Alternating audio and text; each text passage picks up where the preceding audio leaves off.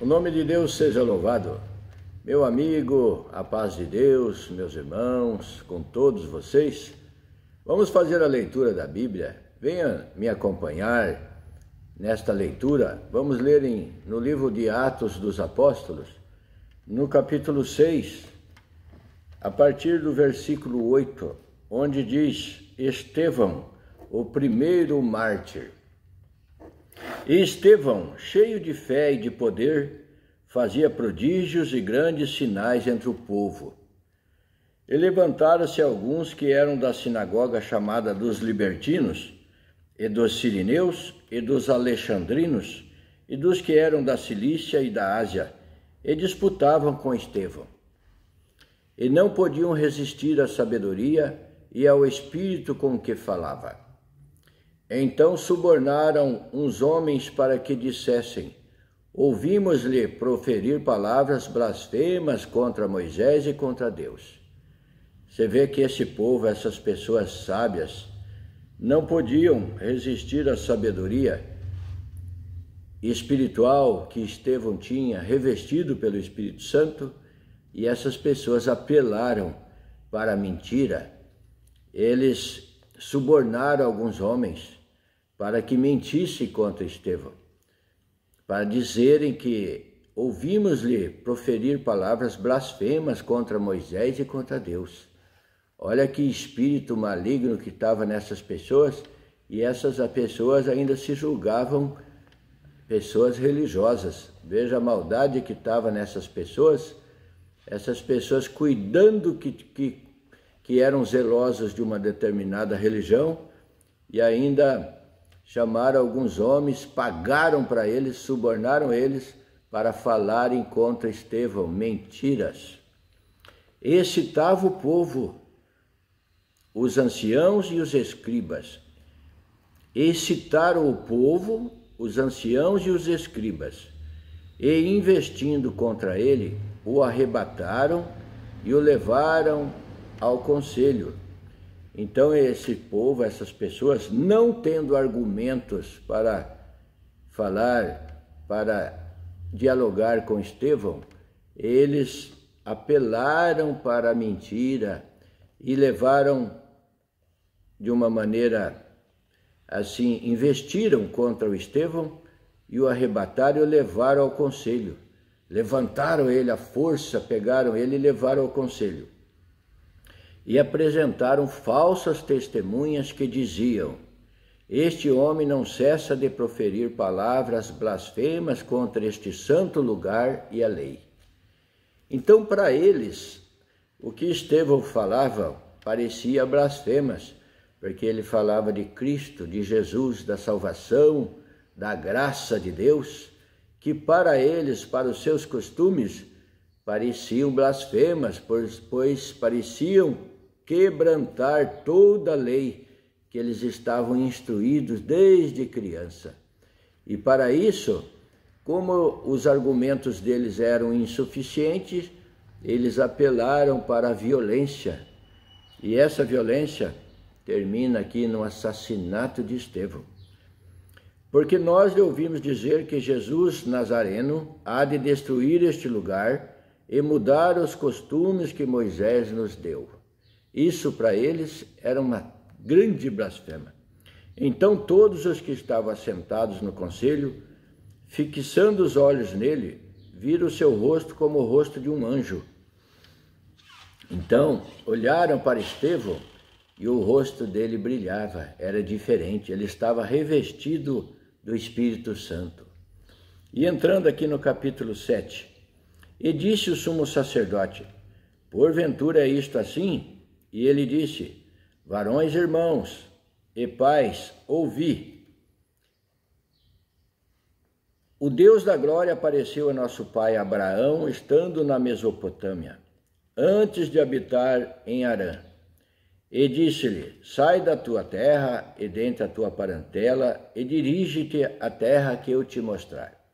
Então saiu da terra dos caldeus e habitou em Harã. E dali, depois que seu pai faleceu, Deus o trouxe para esta terra em que habitais agora. E não lhe deu herança nela, nem ainda o espaço de um pé, mas prometeu que lhe daria posse dela, e depois dele a sua descendência, não tendo ele filho. Abraão nem filho tinha quando recebeu essa promessa. E falou Deus assim, que a sua descendência seria peregrina em terra alheia e a sujeitariam à escravidão. Aquela escravidão do Egito. E a maltratariam por 400 anos.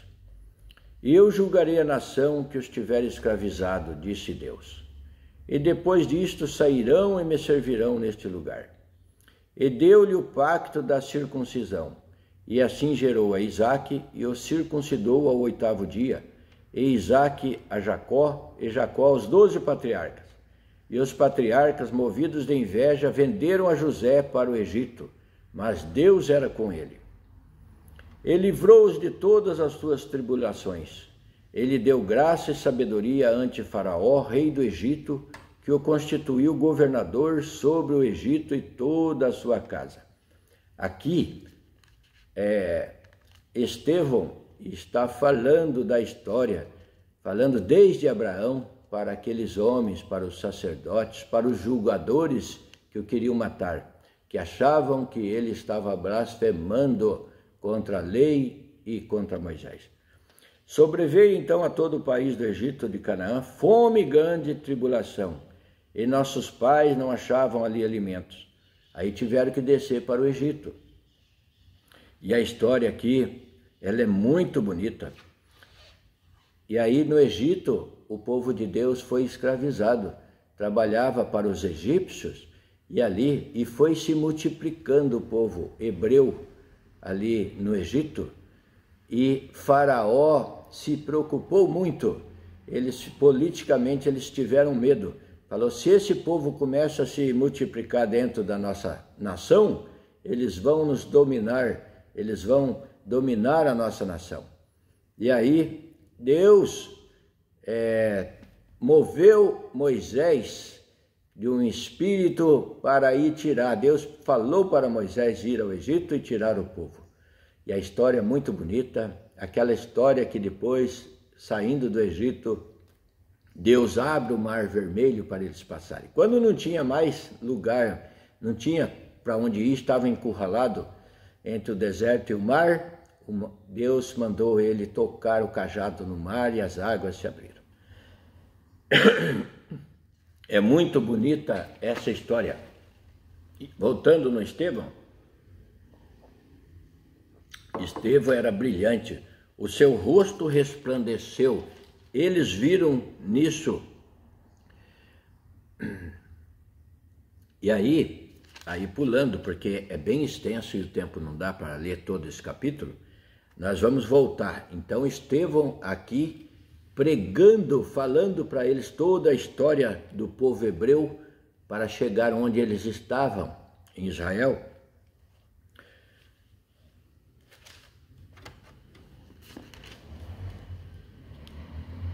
Vós que recebestes a lei por ordenação dos anjos e não as guardaste.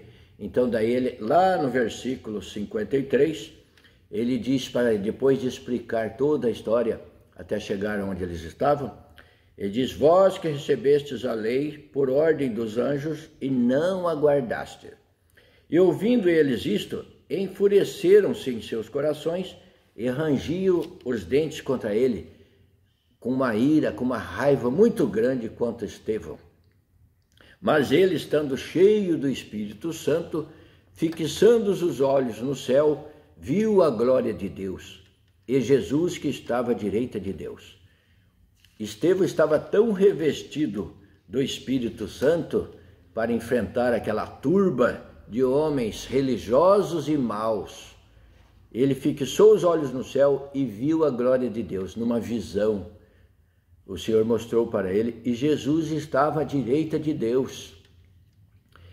E disse, eis que vejo os céus abertos e o Filho do Homem que está em pé à direita de Deus. Isso mais que enfureceu eles ainda. Mas eles gritaram com grande voz, taparam seus ouvidos e arremeteram unânimes contra Estevão. E expulsando da cidade, o apedrejavam. Tiraram Estevão da cidade e o apedrejaram. Imagina uma pedra grande na mão, várias pessoas atirando numa outra pessoa. E as testemunhas depuseram seus vestidos aos pés de um mancebo chamado Saulo. Eis aqui, ó, Saulo assistindo tudo aquilo, e eles colocaram, as pessoas que estavam apedrejando Estevão, colocaram as suas vestes, as suas capas, ali aos pés de Paulo, de Saulo, aqui era Saulo ainda. E Saulo estava ali cuidando das capas deles e consentia na morte de Estevão.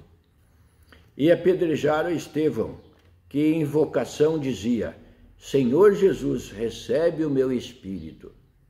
E pondo-se de joelhos, clamou com grande voz: Senhor, não lhes imputes este pecado. E tendo dito isto, adormeceu.